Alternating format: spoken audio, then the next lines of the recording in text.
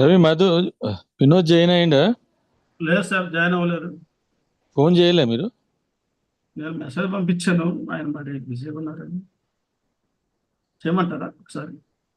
ఒకసారి చెయ్యి, పర్వాలేదులే. ఇప్పుడు స్టార్ట్ చేద్దాం. అదే ఒక 1 minute 7:15 స్టార్ట్ చేసి. Okay okay.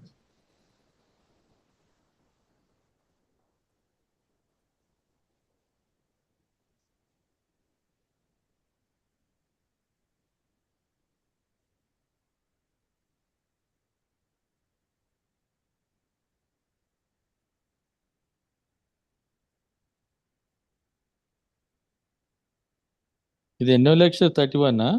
32 sir, 32.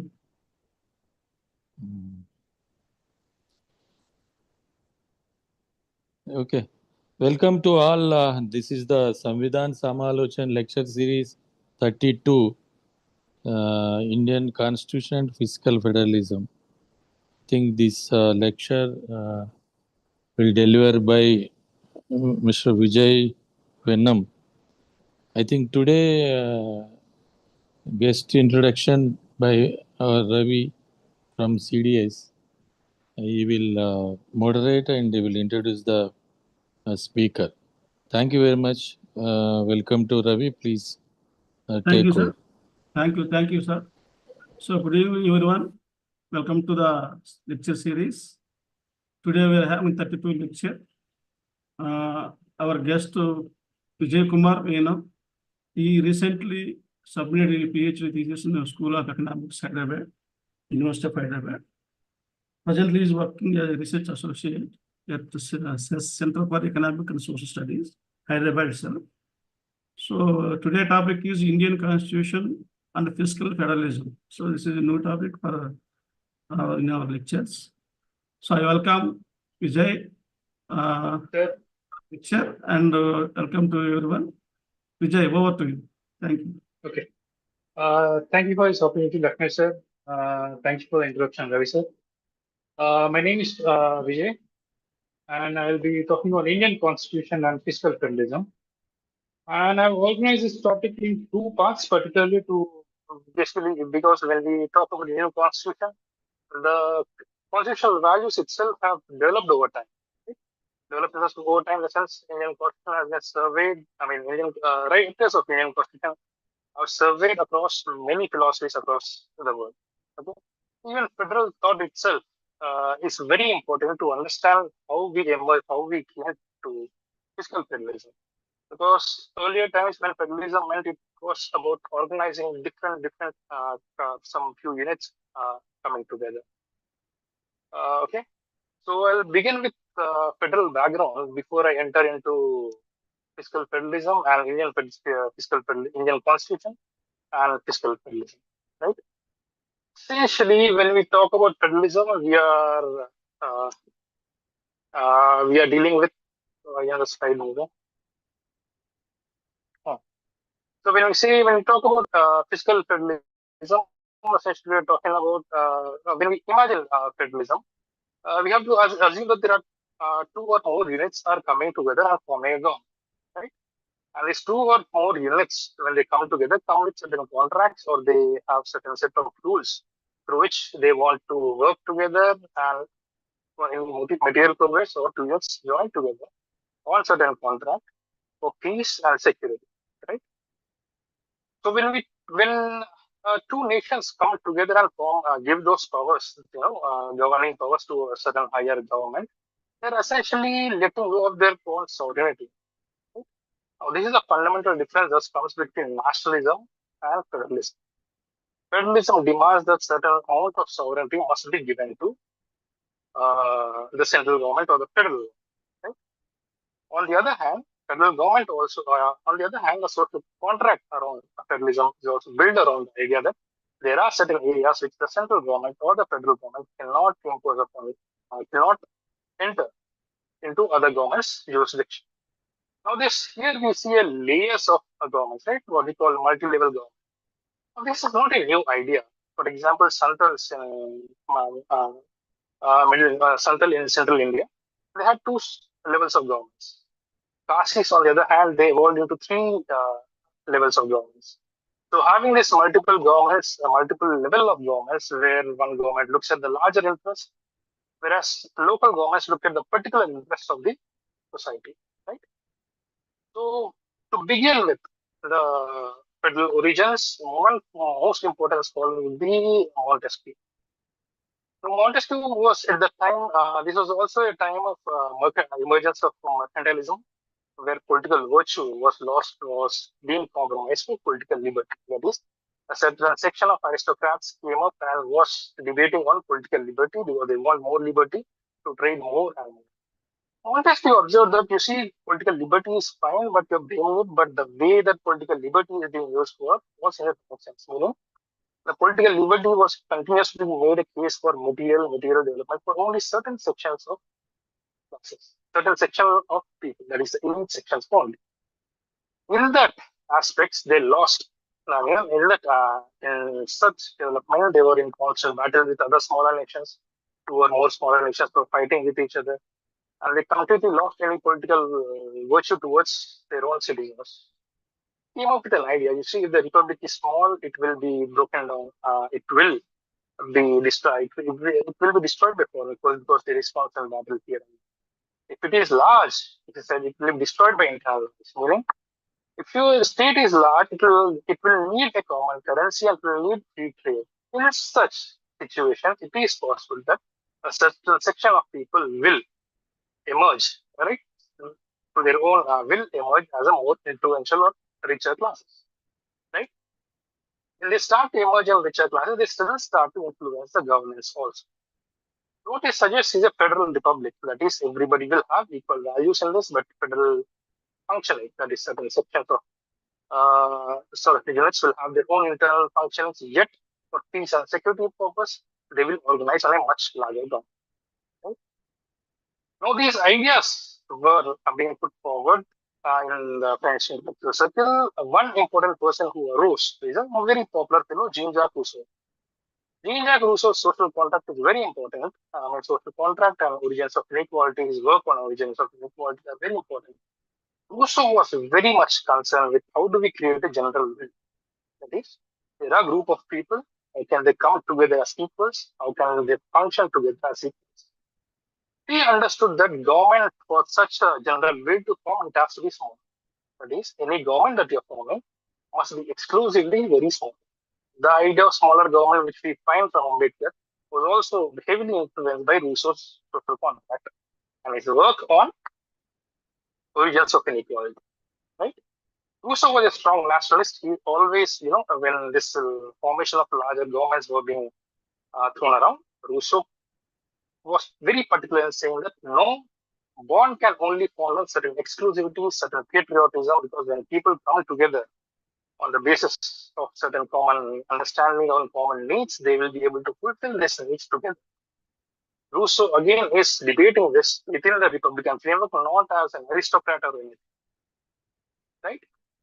This is where he starts to critique, when you say whole, right?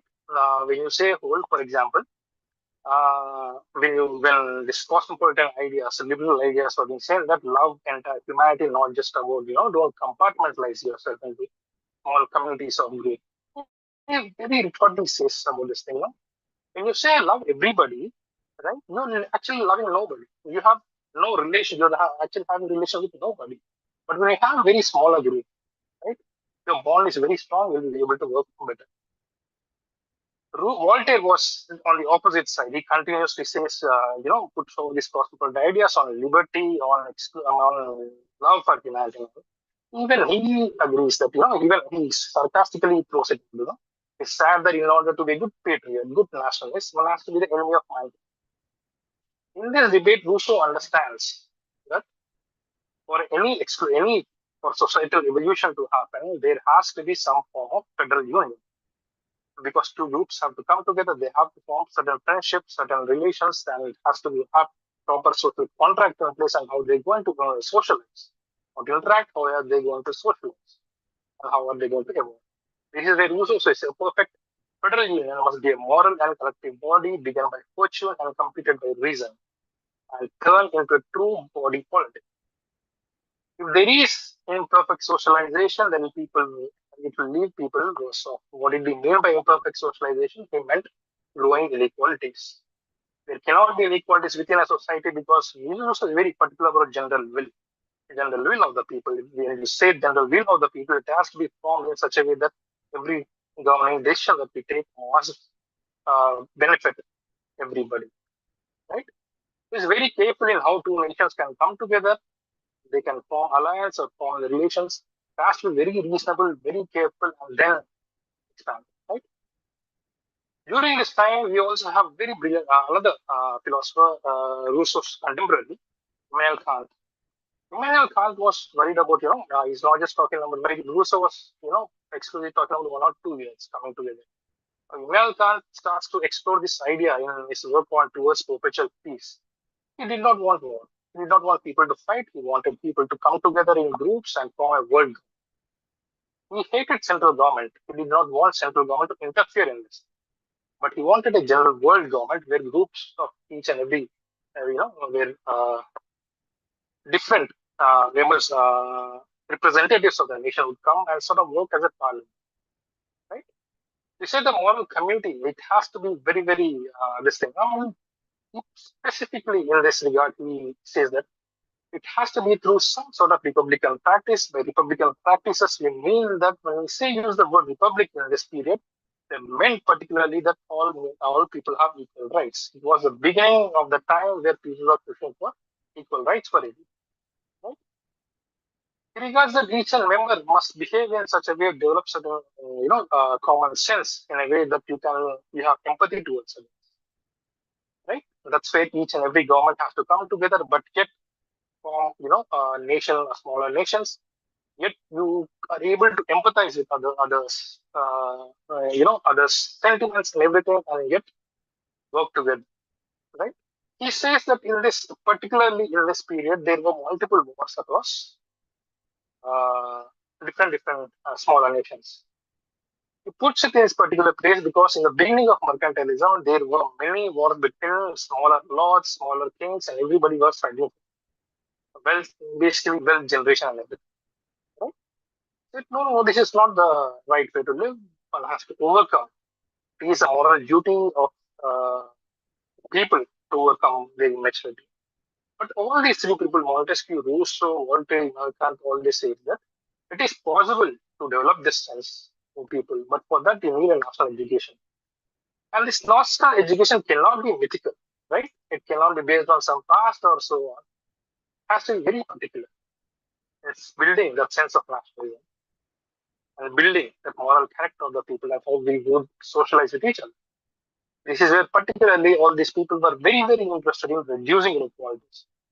They did not, when they were imagining federalism, they were always talking about how people would come together as equals, then form a general will wherein they work towards their own collective will, where based on the past experiences, the smaller lords and smaller kings, people would leave out, right? Give away their egoic sentiments and everything, but would be reformed again through this education curriculum. We would truly form one sort of moral community. What we take from this thing is that in developing federal spirit, federal sentiment, right? In developing this federal sentiment or federal spirit, education plays a very big role. But all these people are very particular in not creating mythologies, but their own self-purpose for building this national education was to, create a moral sense for everybody. So they have respect for each other and everything. They're also very particular about regional sensibilities. Right? So in particular, it says he was very skeptical in how a federal union would form. Was very strongly argued that no, a smaller government is the only way that the society has to organize. The smaller government might have relation with other governments where other general will of the people, with other governments and how they have to move very, very threadful.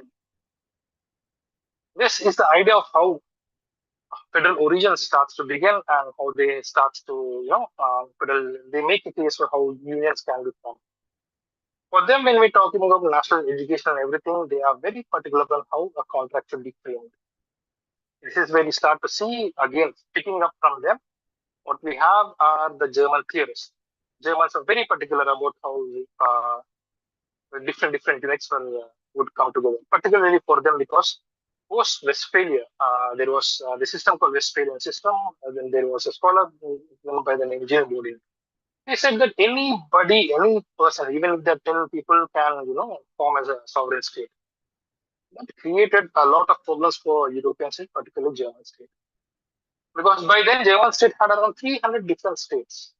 They had very difficulty in forming, bringing them all together and forming a proper state with different units. Right? That's where German jurisprudence, the legal theory is also very rich in this because it's not just a central imperial government which was forming laws and all, but even the state governments were very particular on how the rules and the legal sentiments of the morality of the laws have to be obeyed. Right? This is the beginning of the constitutional values which would enter right into federal thinking and everything. Right? By the 19th and 20th century, we see world wars and everything, but things start to change. By then, proper states start to form. Well-developed states at the state level and also at the federal level. Right? By now, people started to focus on economic development in particular.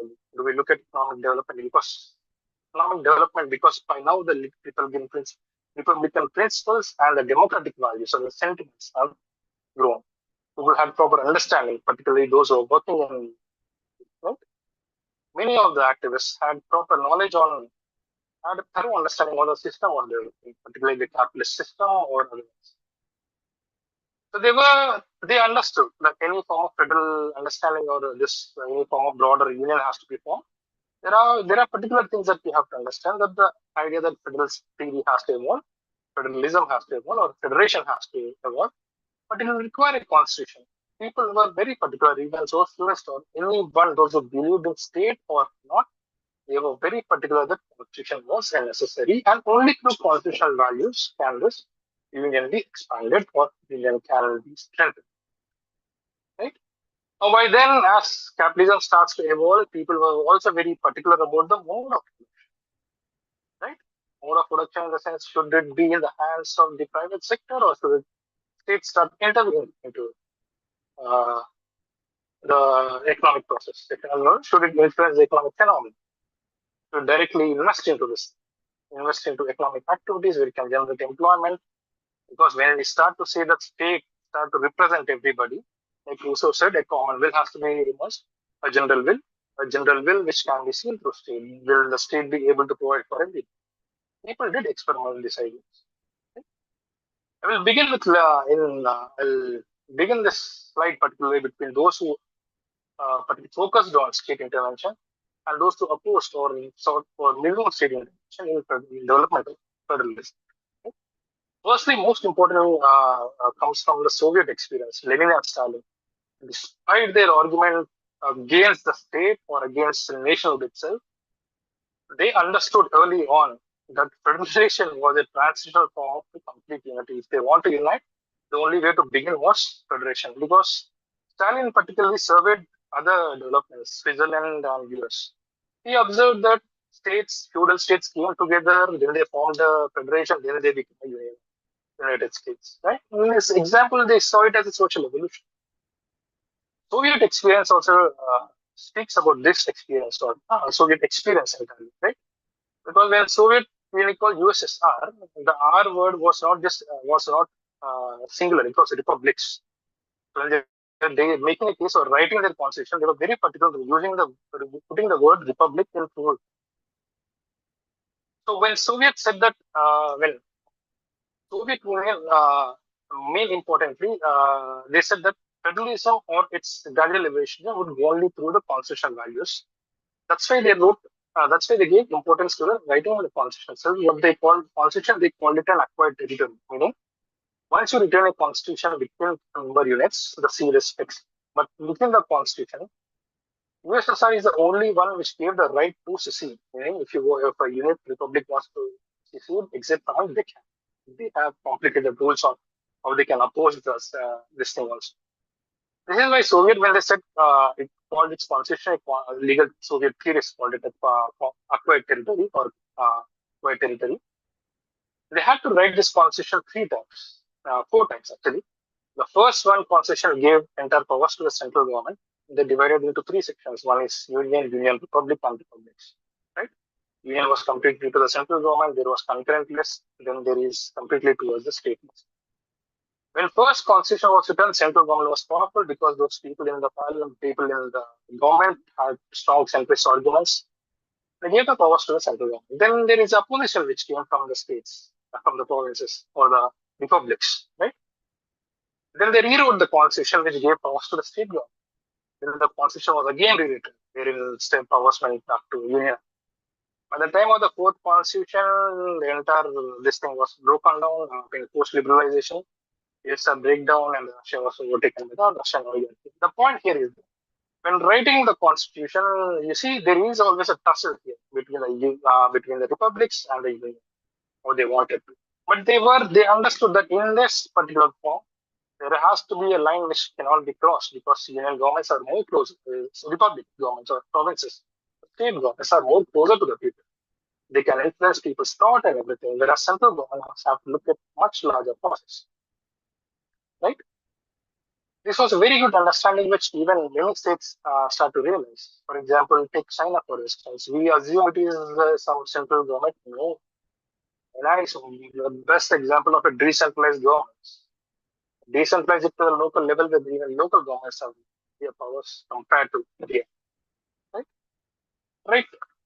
Apart from the socialists who argued that they understood this that federalism is a very important concept to have to go through certain things. And there are lines which cannot be drawn. There is a purpose for union government and this thing. Because for those residing in the republics, union government can be far away. Because at this point of time, the main argument of the this thing, republics or the state governments, was the national government is very far away. What is it going to do about the citizens? You know, famous dialogue here that helps us imagine is from Nizamuddin Awli. When he said Delhi do us, because he was so confident in the Mughal government coming to jail him, put him in jail, or explain him. He used to say that Delhi Duras, government is far away, nobody can do it to us.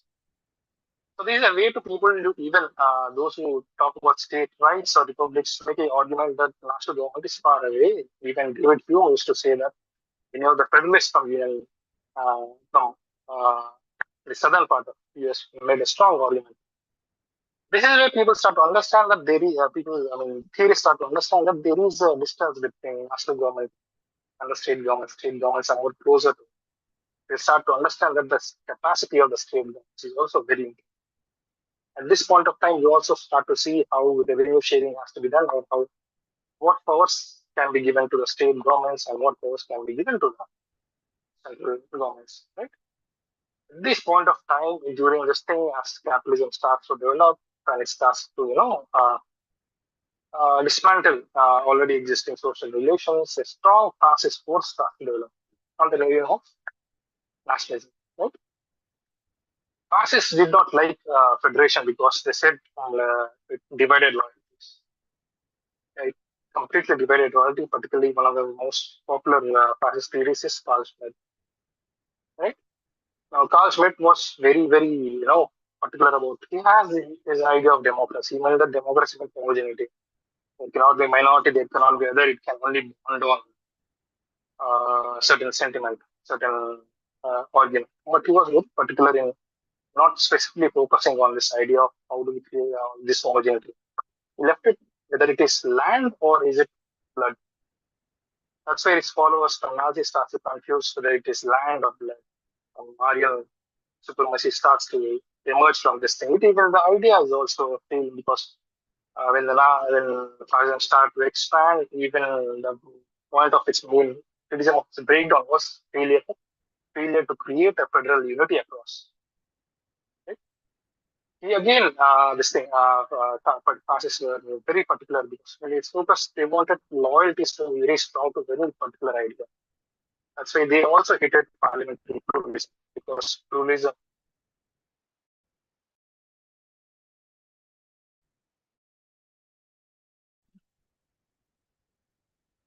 Hello. Jay, continue. Laxman అసలు phone చేసిండు అది ఏమైంది అనుకో. Please continue. Please come to the present situation. That's what. Okay. So by then we start to understand this thing as economics starts to evolve into we start to understand the realities of economic development and also federal social contracts. Fiscal federalism theory starts to emerge, but then by now we start to look at the two different aspects starts to impose upon federalism. One is capital mobility and labor mobility. Okay, because as I said, coming to the fiscal federalism point of view, by now people start to realize that there are differences between there are particular roles which state government has to play and central government has to play. Right? When both governments have to play, there also has to be division of powers. Right?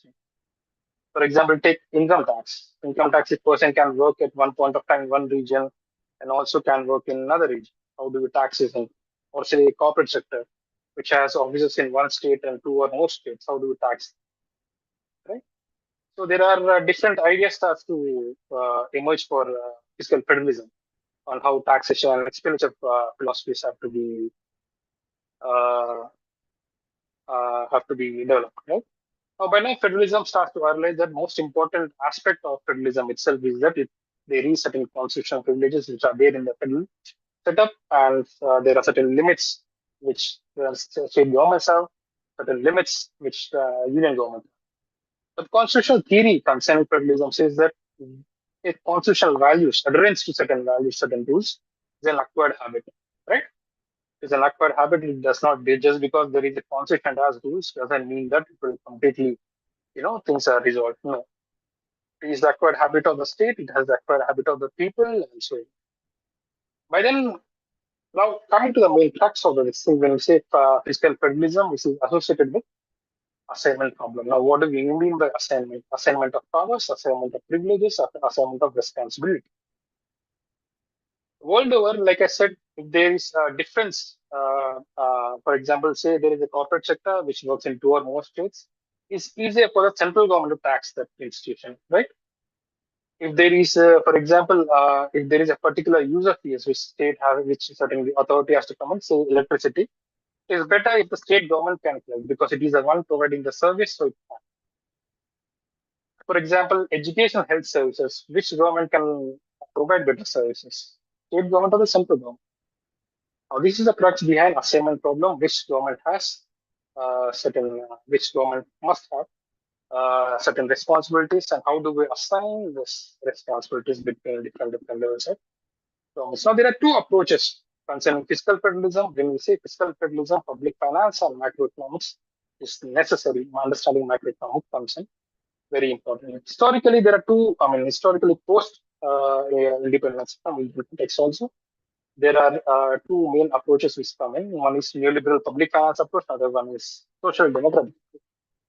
Like I said, there is a method to state intervention. Should the state intervene into the process, or state should not? Neoliberals argue that the state should not. It should entirely leave it to the central government's policy. The state government must have minimum. The government itself, whether it be state or the central level, must intervene, must associate with this development process very, very minimum. Right? It must promote policy competition between across states. Right? Certain states have to, two states if they can compete with one another.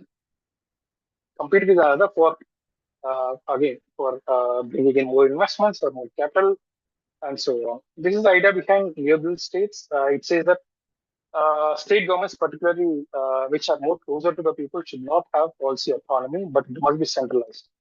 Because when it's centralized, there is a uniform approach across all the states. that so that capital can move freely, trade can happen freely, private sector can function with. Social democratic intervention approach of fiscal federalism on the other hand, very careful about this thing, how each and every state has to realize. It understands that there are regional differences which have to be handled by a particular specific region of state government can handle better because it is closer to the ground, has particular culturally developed in certain environment for it has certain history, and within that the state can handle better, right? And it is also very particular in providing this autonomy to certain government in how autonomy to the certain state in certain aspects and how it can develop. Right? It is very careful in competition. For example, take for example two states, say Bihar and say Telangana, for instance. Telangana has very higher power in this thing. Telangana is much more developed in every aspect. It has infrastructure, it has capital, it has a well-established city, and everything. When it comes to competition, there is no, it would be unfair.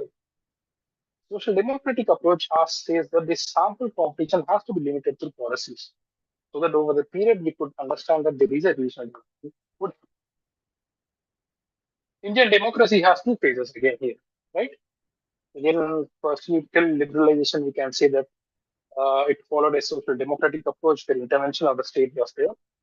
Post liberalization, there is a drop in state intervention in terms of public finance and in terms of policy or otherwise, right?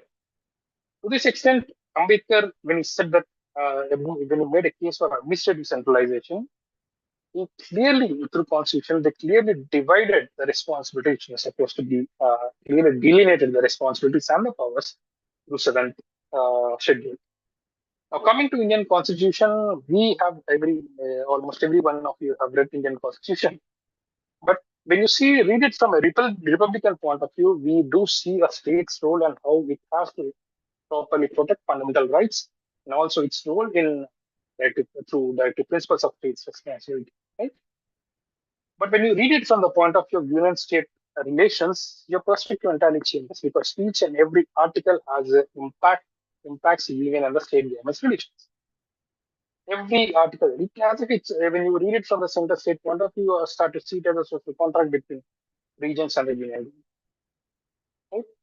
On the fiscal front, particularly relating to public finance and macroeconomy, within Constitution from Articles 264 to 300A deals with financial aspects, and seventh schedule deals with the divided responsibilities between center and the state governments. Historically, till GST at least, mobile and broad-based taxes such as income and corporate taxes were in the central jurisdiction, whereas consumption-based taxes, that is, if your sales tax and so on, excise, stamp collections and electricity, power and all, are in the hands of state governments. When we say mobile taxes, they are very buoyant, meaning the tax collections are very, they're easy to be, vigilance is very easy. They can, the central government can easily collect. There is a growth in that. So when it comes to state governments, they're not buoyant because they're not regular. There is much scope for, tax evasion and everything.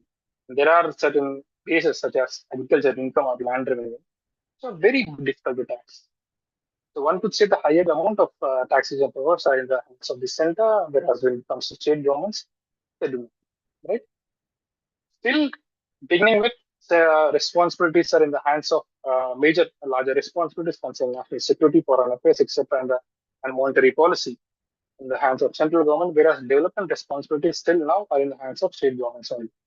To give you one figure, 90% of the social expenditure, which concerns education, health, labor, and everything, 90% of that expenditure on social services is committed by the state governments only.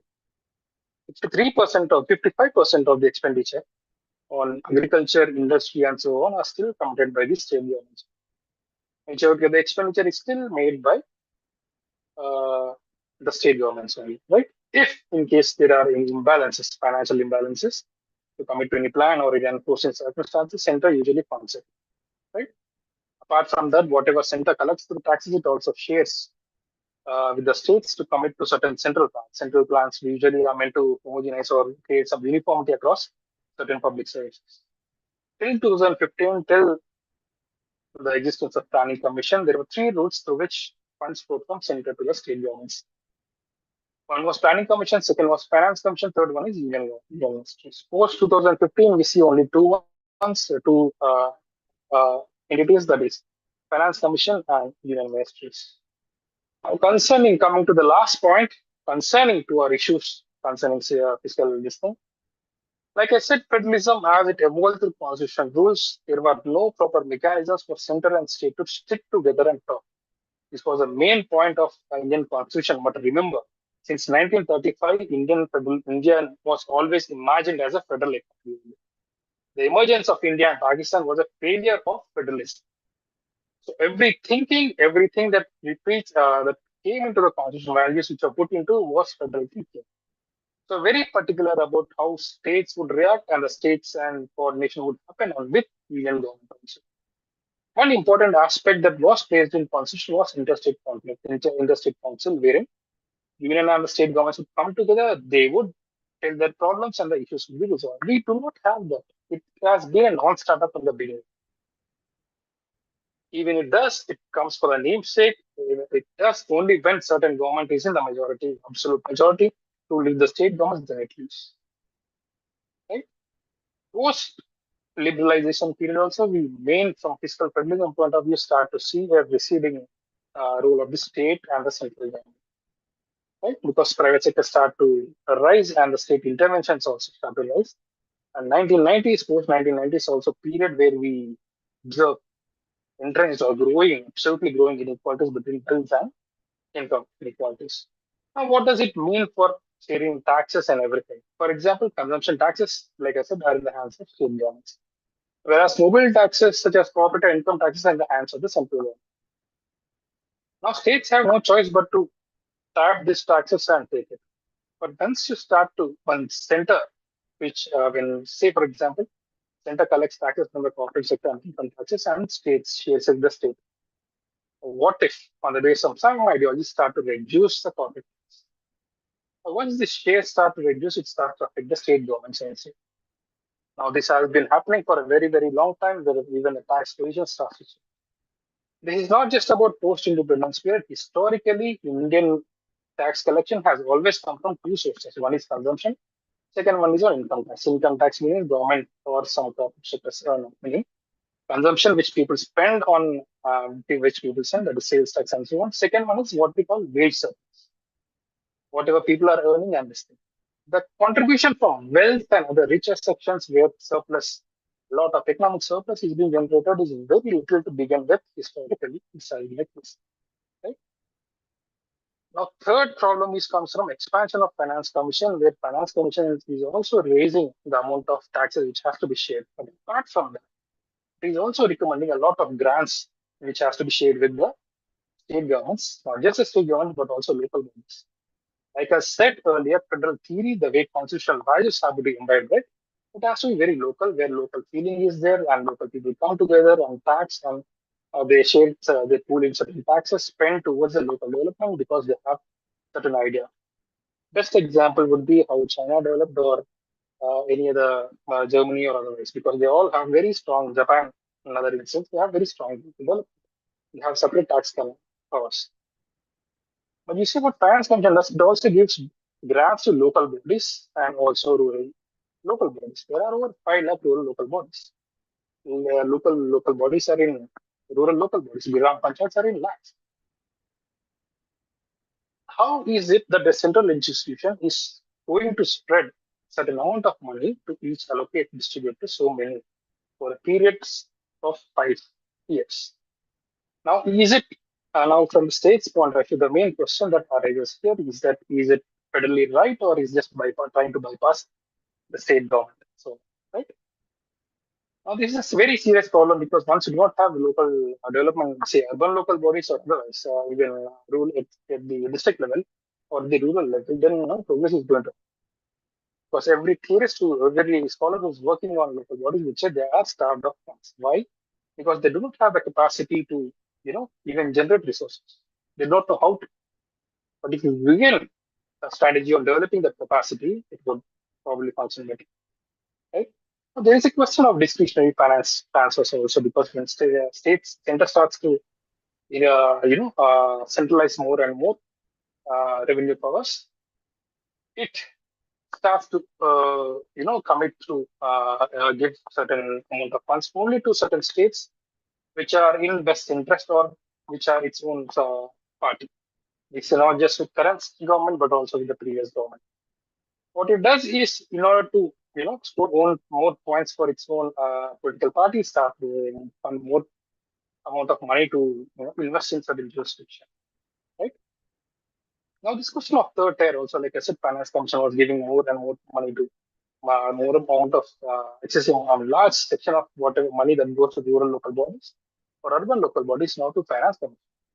Our state governments third tier does not have it. Those state governments continue to have state finance commissions.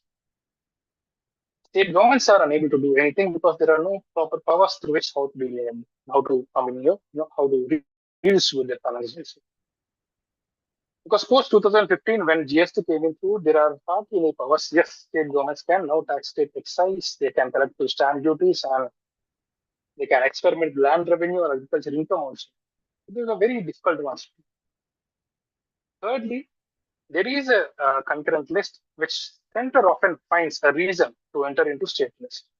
Education is the most common one. How education can be built through, say, for example, there is education system which has very closer to building regional development. Also, you need education, either regional language or regional development in concurrence with the national objectives. Does not happen. Once center starts to uniformize all the regional education system or anything, any policy, then it becomes a uniform policy. Then it becomes even a state government to engage with certain policy. Right? Now, like I said, there is a reduction in state intervention in India. That is state government, the state government or central government not spending enough because they're not collecting enough. We're on top of this. There is something called shareable pool, like I said, with which central government shares with the state government.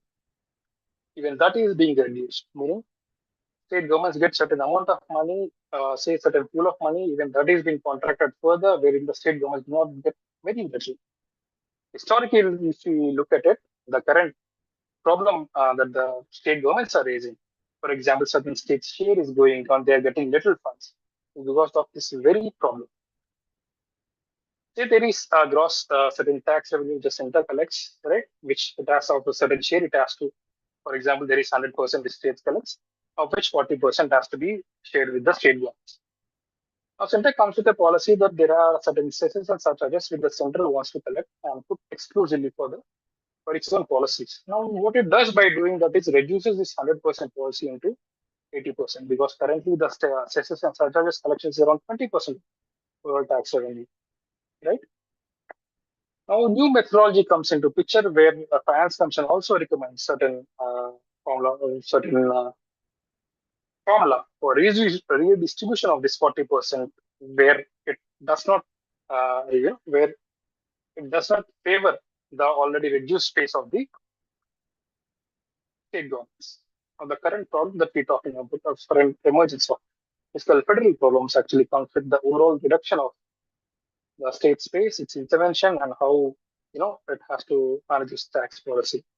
In this within this fiscal problem, there are no avenues for center and states to sit together and discuss, right? Because interstate council does not work. Only ways that they can raise is parliament or otherwise through media. Of course, fiscally development of proper fiscal federalism, this is not a healthy practice at all. Institutional mechanisms to sit and discuss is an entirely different. It's a much more progressive idea than raising voices through media. Okay, that's all. Sir, Thank you, Vijay. Thank you. Very good lecture. And I'm sorry I couldn't come in. Might have prepared a longer lecture than no, I planned. Very sorry. thank you. Very good lecture and very deep analysis also done. No. I mean, you see, we do. I mean, we developed a national sentiment that is very, very good. But you see, majority of the people still it's easy for us because we are educated. We move around. We talk about all nationalism. But majority of the poor, majority of the people still live in a regional level. They have regional sentiments, right? They're understanding the state's rights and their responsibilities. For example, education and health are in state's arena. They have to put in more investments towards education. Now, if some ideological space you start to reduce the space, fiscal space of the state itself, then this will affect the education policies of the educational development of the state also. It's not just about north versus south or anything, but the ideology around with which this Indian federalism developed in the post-liberalization period has been a little dangerous overall. Thank Because, yeah. Thank you, Vijay. Thank you, very good. So, sir, this is now time for the questions and clarification. Open for discussions. Anybody have any questions? Please ask and clarify. Thank you. Introduce yourself and ask your questions.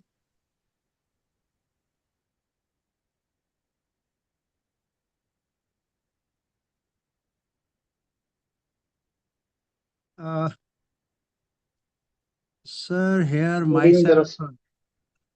Hello. Good evening, Darat, sir. Am I audible, sir? Yes, sir, you're audible. Yes, sir. Okay, okay, sir. Here myself, Engineer Ahmad Rose from Himachal Pradesh. Jai Bhim to all of you. And Good evening, sir. although federalism states that the states are united but independent in internal affairs. Yes. So my question is, Mr. Vena Vijay Kumar ji, that any decisions which are taken by the central government as per the provision in the constitution, for example, the government of India, Ministry of Personnel revises the quantum of reservation for SC, ST, OBC as per increase in their population from time to time and conveys to the states, union territories for its implementation. In such cases, decisions which are taken as per provision in the Indian Constitution, can the states deny to implement such office memorandum of a central government? If no, then what steps are to be initiated for its implementation in the states? And why not the legal action should be initiated against the state government, which because this violation of the right provided in the Indian Constitution. So thanks, sir. Over to you. Dhanyavad. Firstly, to this extent, sir, my question should be: is that legal provision abiding by the state or not? State governments or not? If it is, even if state governments are not following, then it is up to the people to engage with the state and say that there is a central law that we have to follow. Right? So when I said that even within federalism, it is also not just about one government and another government engaging with, interacting with each other, but it is how the people interact with the state government and also engage with the larger nation. Right? If the state, if this Minister of Personnel and Minister of Persons reservation policy has to be implemented in the state government, then it's up to the people of that state to engage with the state government, the people within that region to engage with the state government and say that this is a central policy that you must implement. Yes. It is not that state government, if say for example it is being ruled by some certain ruling class which does not want to implement reservation policies, and it's up to the people to engage with the state government and say that this is this is how the policy of central policy is there to benefit everybody, then you have to implement it. So federalism is not just because when we say that state government has to implement, we are assuming that state is some good character as such. State has this responsibility must implement. No, it doesn't. It's the people who interact and negotiate with the state who have to make that state has to work in certain aspects to the benefit of the people. If there is certain central law which has to be implemented, then the people of that state has to be educated that this is the policy and this is what we are going to fight for. In the end, it is the people who form the state represents the people's collective will. If the people does not, if they're not educated in these aspects, then nothing will move. No matter what, we can say that's true. When we talk about the government and the state government, we have this romantic role of the state itself, whether it be central or the state government, because state has certain responsibility must work. No, it will not work. State is being run by certain section of people, and they will behave and will work in certain manner. Right? This is where people have to engage with the state government and say that this is the policy and the same way. In order for such action to be taken by the people also, it is the civic action for people to take, or people to engage with the state. Constitutional values have to be inculcated within, constitutional values have to spread to the people also. They must understand that there is a constitutional way to engage with the state. This is the rule, and this is what we are fighting. Once you do not understand these constitutional values, because like I said, within federalism, even talking for fighting for constitutional values, it's an active habit. It's a habit that we develop over time with engaging with other people, engaging with other groups, engage with the government itself. That acquired habit, once we develop at regional level, then people will have a scope of fight for. I would say that even when we're talking about these broader ideas, there's still people who are on the ground who has to develop these constitutional values to understand what they're fighting for. That would be my answer. Thank you, sir. Thank you. Thank you, sir. But sir, as far as these financial policies are concerned, my question again rises that sizable amount has used to be allotted to the states under the head this scheduled caste component plan now scheduled caste development plan by the central government before the BJP government. But now it is stopped with the perception of Modi government that there is no casteism now in India. India is casteless country. So, sir, is it fact justice to deprive of the marginalized communities as if they are now fully flourished? What do you say, think, and want to say about it? Thank you, sir. Over to you. Sir, I would say that casteism still exists, right? Casteism still exists in India. There are caste differences also between, different subgroups. There are caste differences between SCs, OBCs, and the other castes. There are caste differences within SCs, OBCs, and all. Subcontinent plan is still in force in India. State governments are also implementing it. But yes, there is a decrease in component. I'll tell you, there is a decrease in allocations towards SC/ST supplement. I'll say why. Like I said, the state government is receding, right? State government is going down.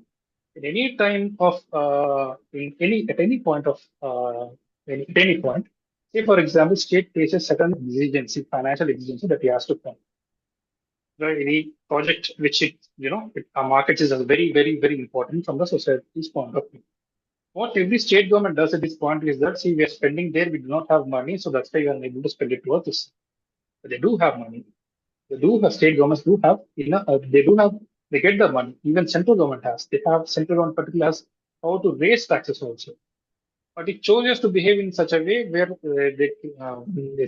when certain environment is created where money has to go towards this thing, there is sort of fiscal contraction, so that's why we cannot spend it towards a safety supply.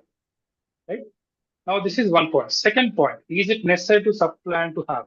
If the government, state governments or central government that truly have this commitment to develop education systems and health systems across for everybody equally, then if everybody benefits, then we wouldn't need SC/ST supply. The problem is that we are not developing that. On top of that, SC/STs are more backward in terms of wealth or inequalities, they do not. That's why a special care has to be taken towards certain sections where they can develop. Once we reach that process, when we are fully assuming that this process works, and assuming that this process works, and there's some sort of inequality emerges, then at that point, I don't think we need a system plan when we have, universal policies for everybody equally. Right? Till this time, we have to assume that there are inequalities and poorest of the poor must be given special care. please move sir. on. Thank you. Thank you. Thank you, sir. Any doubts? Any questions? It is clear, sir. Thank you very much. Yes, sir. Thank you, sir. Dalit sir. Dhanyawad.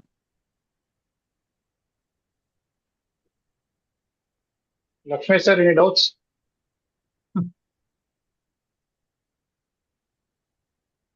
Uh,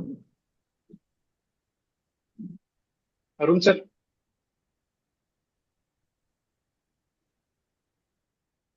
No, sir, I could only respond. Being this topic is really very tough, and coming to understand all this, minimum it is an initiation, and Vijay Bhai has described each and everything very well. But the way he has gone to the historical background, that is, and coming to this level, I don't think this time is much enough for that. Basically, we need for the each segment, we need a independent discussion so that we could easily understand. Because when he has quoted so many different ideologues, means we have to go through that the positioning of those ideologues and converting into the Indian context. It's a really very tough job, but Vijay Bhai has did it very well. Even I was a bit in a different approach, and he has explained so many things. And really, in a very small time of 35 to 45 minutes, he has taken whole history of fiscal thing. So it's a really very tough. But anyway, I appreciate and really thank you very much.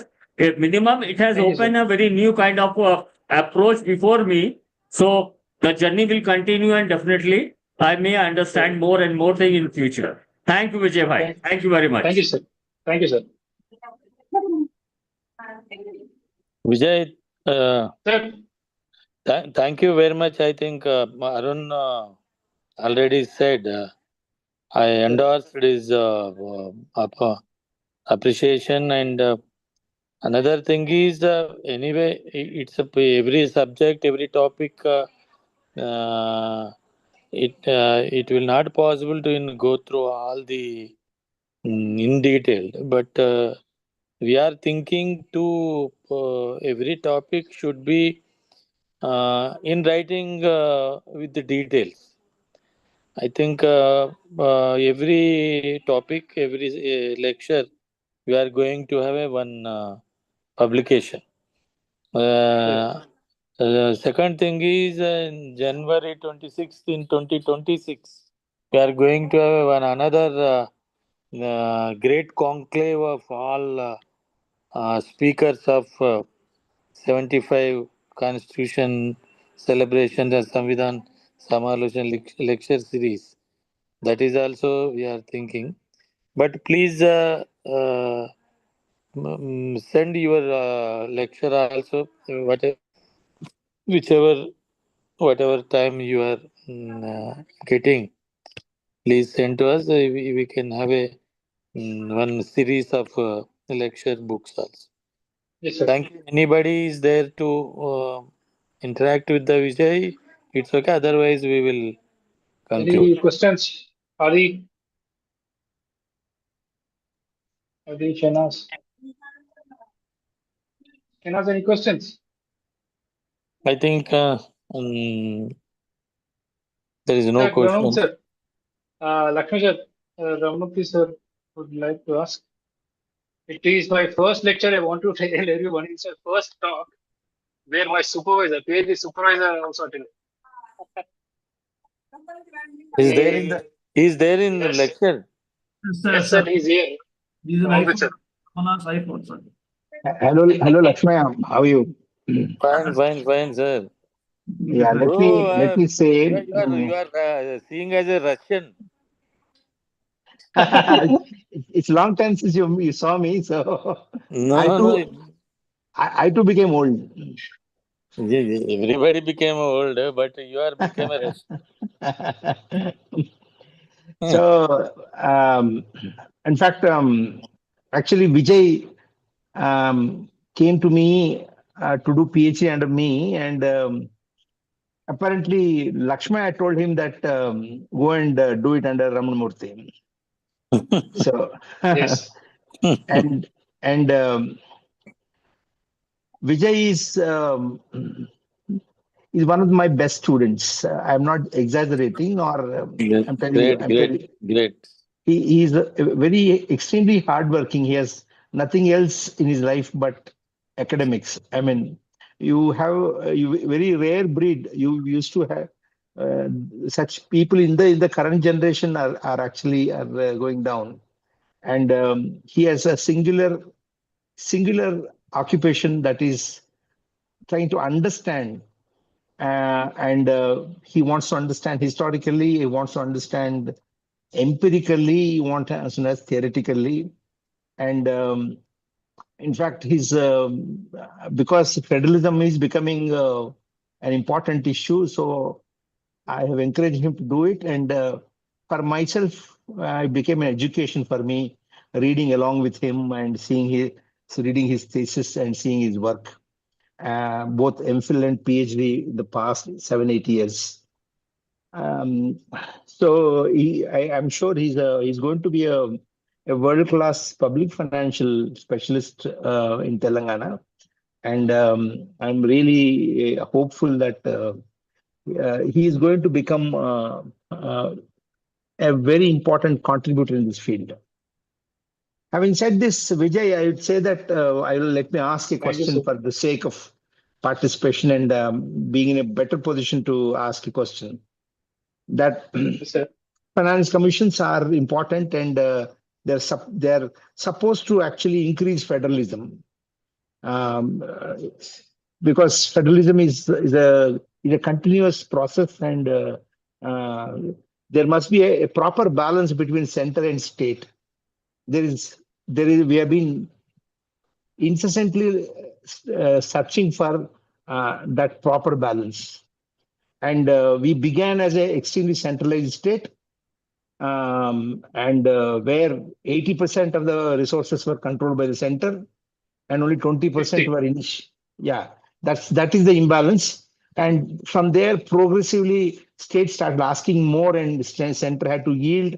From 80, its share came down to 70, from 70 to 60, 60, and roughly around there it got stabilized. From almost share, state share has increased from 10% to 30% right now. Strictly speaking, only 28%. But and there is still a lot to do. We students do not know. अभी किया क्या? ठीक है. Arun, हम Arun, Okay. please. Here now. Mute Now, kar लीजिए. Okay. yes.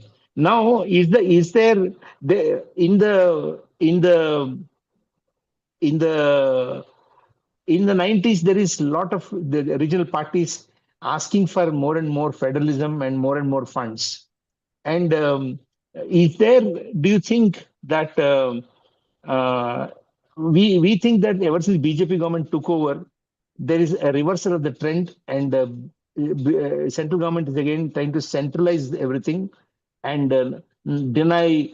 It tries to keep a lot of funds under itself in the name of grants, and it is telling the states that unless there is a double engine sarkar, the states are not going to get these. So therefore, they should elect BJP government indirectly. And in this, but there is a feeling that there is centralization once again back, where the states are losing out. But while this is a political feeling, but in terms of empirical, this thing, there is not much change, right, towards centralization. Same old thing. Either it stalled to a 28%. The centers, the state share has stalled there, but it did not increase, but it did not go back either. So can we interpret not expanding further itself is a failure of fiscal federalism, or can we say federalism actually got stalled or stopped without further expansion under the BJP government? My question. Firstly, Finance Commission is supposed to, act as a mediator because when it comes to center itself sharing certain funds, right? They wanted a neutral party. Finance Commission works as the neutral party where it designs a formula for state and the central governments to, devise a sharing formula where a certain amount of funds is with the center and the rest is shared with the state governments. Because when it comes to fiscal powers, there is an inequality. Because, for example, like you said, currently center collects around 60% of the more than 60% of the revenues, but its spending is only about 40%. So this 40 additional money which is there has to go to the state governments. Now the question is, why does it have this higher amount of taxes? Because many of the buoyant tax bases are the central government. What the tax for the states have, they are very, very little. Many of them are untaxed. Many of them are very, very difficult to tax, are related to agriculture or even say property tax. Right? You cannot continuously increase these kind of taxes forever. Whereas the surplus which gets generated, say, in corporate and other places, can be. Now, this is the division between central and the state government. I would argue that post BJP, there is an immense centralization of financial powers also. Because prior to 2015 or prior to 2017-18, many of the sales tax or consumption-based commodities which were there were all in the hands of the state governments. They had immense power there because apart from sales tax, they have nothing.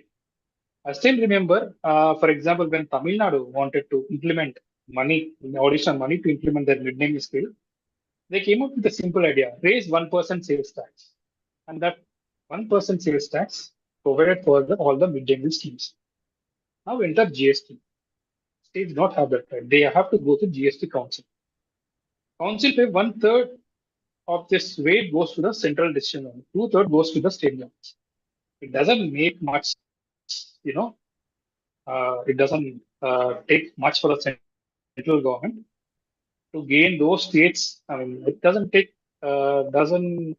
much for the central government, the party in central government, to influence its own decisions in this concept. Because one third is already the central government, two-thirds is the state government. Pick up two states and you have your policy there, right? But discussion goes on. Now, this is the tax power which has been completely compromised, which has been centralized. Right?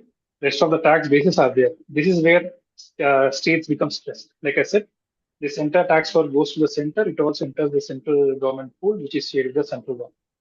On top of this, once the central pool gets higher, the central government starts to cut down corporate taxation. Right now, it is under the feeling that it is generating higher taxes of its own. It is not. It is actually, it does create an image that the central tax it is the same. It continues. No, it has taken more amount of money from the sales tax, whereas it has reduced the corporate taxation. The pool was supposed to be much bigger, which is supposed to share with the state governments. That is one. On top of it, center is excessively collecting cesses and surcharges. Surcharges it has its right, but every year from 1950s onwards, state governments have been asking put a limit on it or share those taxes with the central governments, with the state governments. It is not happening. So the shareable pool, which is supposed to go with the state governments, is further shrunk due to cesses and surcharges. So that the additional amount of money goes to the central government only. What central government does, like you said, commit to these policies which I'm implementing, and you will have the funds. Secondly, it has entirely changed the point of how the grants are supposed to be. For example, it is saying I'll invest 50%, you invest 50%.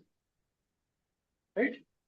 Now, there are certain policies which have already been implemented and successfully conducted by certain state governments. Right? For example, take water tanks. Building water tanks in a place like, say, Kerala, which is mountainous, they already have rivulets. All they have to do is ensure the flow of water goes to a village, they are fine.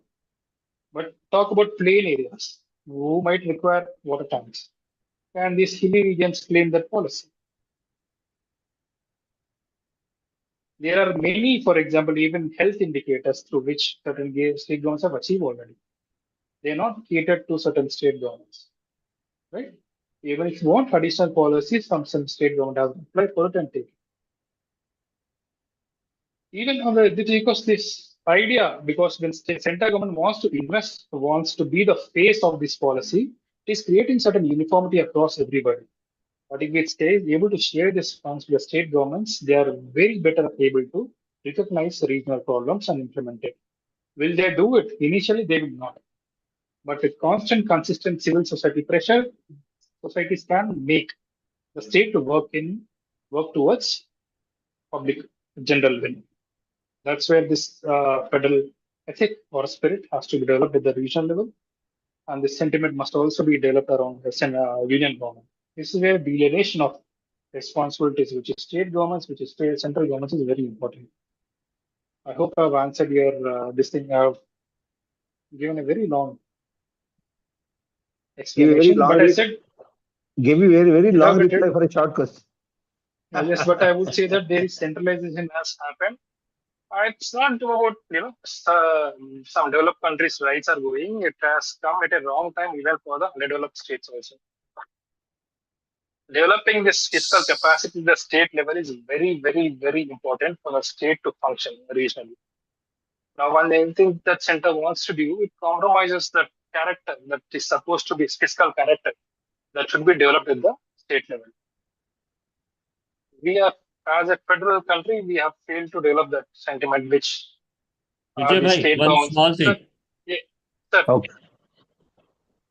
Look, in Indian context, there are the states are very much different. Like all the northeastern states are completely depend on the central support. On such situation, what would be the solution? Even the hill areas like state like Uttarakhand and others, they are very much dependent on the center support. They do not have an independent income. How to look into that? I would ask you all to look at Jean-Jacques Rousseau. Like he said, this common or general will has to be developed from the scratch. This economic development process within the states must also develop from the bottom. Once the development process happens with the engagement of the local people, then they start to associate with this economic process and start to invest themselves into it, commit to that process. When center starts to give into pour into money into these regions, not much is not going to happen. I'll give you some examples. For example, a lot of money goes into northeastern states, right, for education also, but they have the worst performance in education. You know why? Center creates certain policy for those people, for the state regional for those states which are in certain region, and for them for certain program. They simply do it. Kendra Sarkar is saying so, we'll do it. There is no involvement or engagement or commitment to that policy. But once you enable certain ideas, some modern sentiment that no, this is not the way of life. The way of life can be a little better.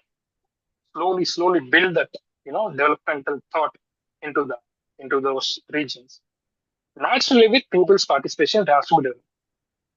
So going back to Rousseau and all this federal engagement, the most enabling point is to how much central other states can influence this development process within the state. It will take time.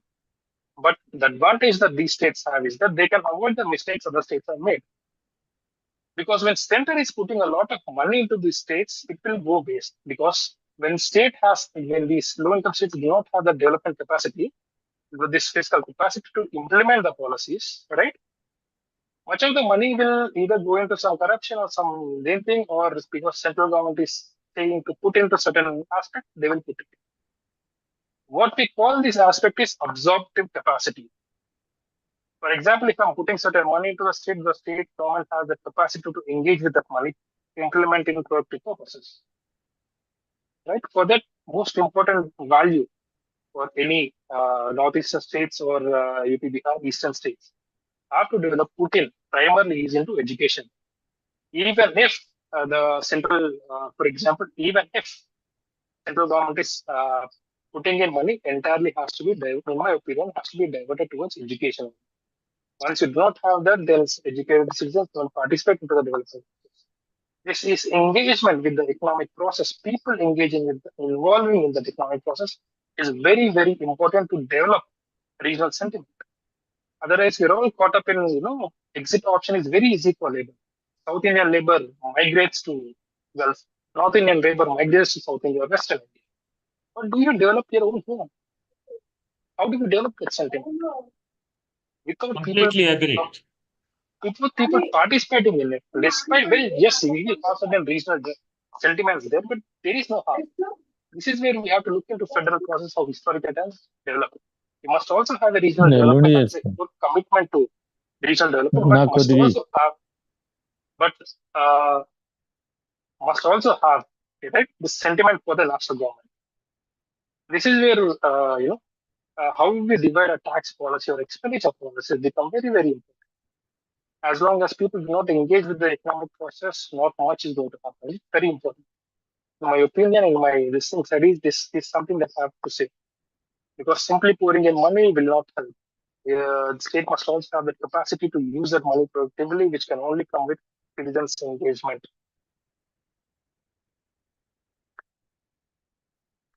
Any more doubts?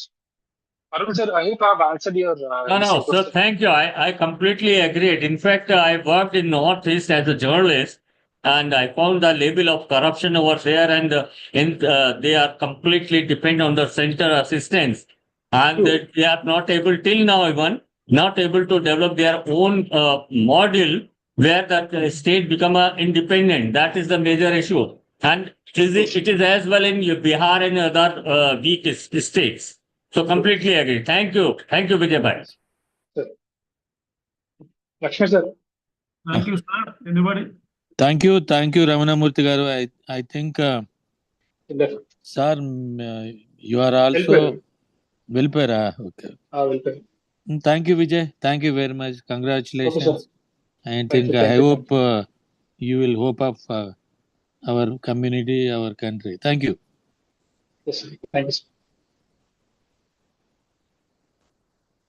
Thank you to all. Thank you. Thank you very much. I'll exit now. Thank you, Vijay. Vijay, thank you. Okay, sir.